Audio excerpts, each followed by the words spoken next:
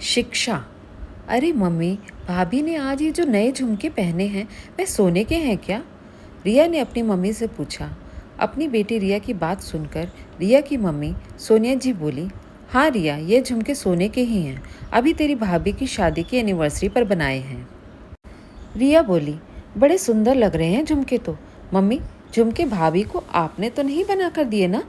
देखो मम्मी, मेरी शादी होने के बाद आप कितना बदल गई हो। देख रही हूँ सारा प्यार आप भाभी पर उड़ेल रही हो। अरे जब चाहे भाभी नया नया सामान ले आती है। कितना कीमती कीमती सामान है भाभी के पास। कितनी कीमती कीमती साड़ियाँ, जेवर, कितने महंगे महंगे ब्यूटी प्रोडक्ट्स। अलमारी फुल भरी पड़ी हुई है नए नए ब्रांडेड कपड़ों से। रिया की आवाज़ थोड़ी तेज़ हो गई थी अपनी माँ से बात करते हुए। आपने तो मम्मी मेरी शादी के बाद बस अपनी जिम्मेदारियों से मुंह मोड़ लिया।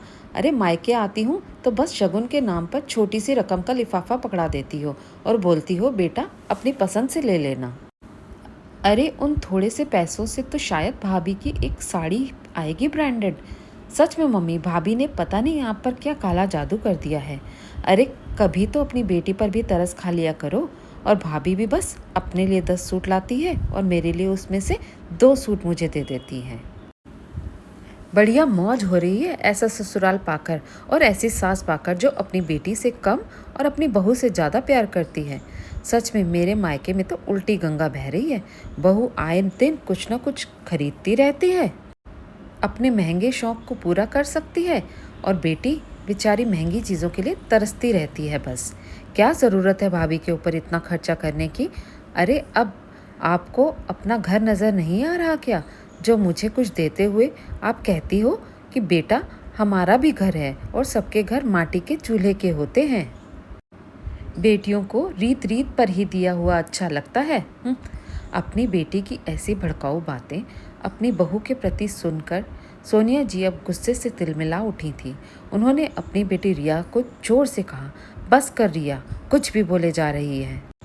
अरे तुझे तेरी भाभी के हैं जो महंगे महंगे शौक दिख रहे हैं ना, जिनको वह आए दिन पूरा करती है, उसके लिए उसने दिन रात मेहनत करी है, अपनी पढ़ाई पूरी करी है, अपनी रातों की नींद गंवाकर दिन रात एक करके कामयाबी पाई है। अरे आज भी पूरे दिन भर अपनी ड्यूटी को लेकर सजग रहती है, पूरी मेहनत से अपनी ड्यूटी पूरी कर रही है। अपनी काबिलियत के दम पर नौकरी लगी है मेरी बहू की, तो भला महंगे शौक क्यों नहीं पूरे करेगी वो? और सुन, तेरी भाभी के ऊपर हम लोग 1 रुपया भी खर्च नहीं करते हैं। हमारे पास इतने पैसे भी नहीं हैं, तुझे पता है सब अच्छे से। अरे यह सब चीज़ें तो तेरी भाभी अपने दम पर पूरा करती है, और साथ में हम लोगों की ख्वाहिशों का भी पूरा ध्यान रखती है, और साथ में तेरा भी। अब यह तो हो नहीं सकता ना कि वह पूरी की पूरी चीज़ें तेरे लिए ही ले आए। अरे तुझे कायदे के साथ ही हर चीज़ मिल सकती है। अपनी भाभी की चीज़ों पर नज़र ना लगा। रिया, कितना बोला था तुझे, पढ़ ले लिख ले ताकि अपने पैरों पर खड़ी हो सके, पर नहीं, तेरा ध्यान तो पढ़ाई लिखाई में था ही नहीं। हमारे बार बार समझाने पर हम पर ही गुस्सा हो जाती थी और बोलती थी, आप लोगों को कोई मतलब नहीं है मेरी पढ़ाई से, मैं देख लूँगी, मेरा आपसे कुछ नहीं मांगूंगी, सब कुछ अपना देख लूँगी। बस सारे दिन रील बनाने पर ही ध्यान था तेरा। अरे क्या हुआ रील बनाकर, कौन सा तूने आसमान जीत लिया, कौन सा तेरी समाज में वाहवाही हो गई? अरे जब लड़की कुछ ना करे तो माँ बाप को भी यह लगता है कि अपनी जिम्मेदारी को पूरा कर दें बस। जब लड़की करियर बनाने में अपना मन लगाए और करियर को लेकर ऊंचा सोचे, अपना लक्ष्य बनाए, तो माँ बाप भी फिर अपनी बेटी के साथ कंधे से कंधा मिलाकर खड़े हो जाते हैं और तब तक अपनी बेटी की शादी की बात नहीं करते जब तक बेटी अपने पैरों पर खड़ी ना हो जाए, आर्थिक रूप से सक्षम ना हो जाए, आत्मनिर्भर ना बन जाए, उसके बाद उसकी शादी की सोचते हैं। तुम्हारे अंदर तो ऐसा कोई जुनून ही नहीं था। मैंने एक दिन तुम्हारी शादी की बात छेड़ी तो तुमने भी जैसे तैयार ही बैठी थी। बोली, हाँ माँ, कर दो मेरी शादी। हमने लाख समझाया था, बेटा कुछ पहले अपना मुकाम हासिल कर लो, ज़िंदगी में एक कामयाब इंसान बन जाओ, पर तुमने कहा नहीं, मेरे सारे सपने मेरे पति पूरे कर देंगे, मुझे कोई ज़रूरत नहीं है नौकरी करने की। मैं तो भला की खूबसूरत हूँ, मुझे तो कोई भी पढ़ा लिखा उच्च पद पर प्रतिष्ठित लड़का मिल जाएगा, वह उठा लेगा मेरे सारे नखरे, फिर मैं क्यों नौकरी करने की जहमत करूँ? सोनिया जी बोली, लो बेटा, फिर और क्या था, हो गई तुम्हारी शादी? अरे लड़का भी अच्छा खासा ढूंढ दिया तुम्हें, बढ़िया कमाता है और तुम हो पूरी हूर की परी। फिर वह तुम्हें हर बात पर टोकता क्यों है?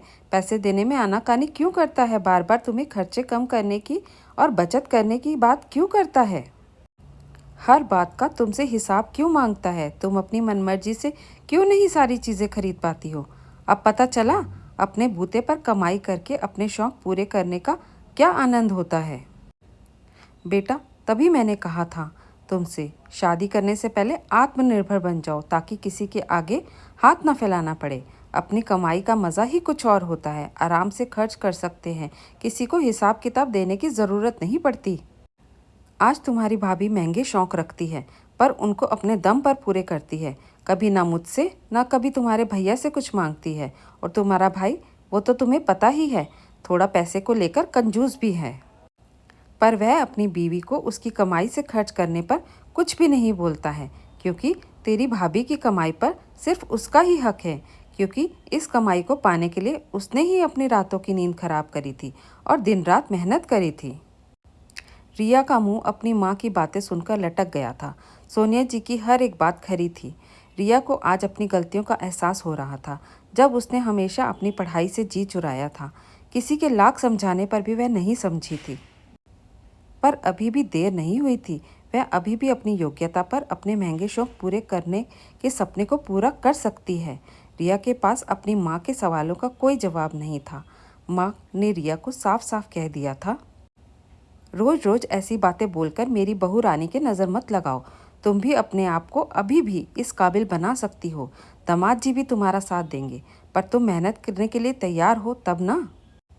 रिया को आज शिक्षा का महत्व समझ में आ गया था। एक शिक्षा ही हमें दूसरों की नज़रों में ऊपर उठा सकती है और अपने सपनों को पूरा करा सकती है।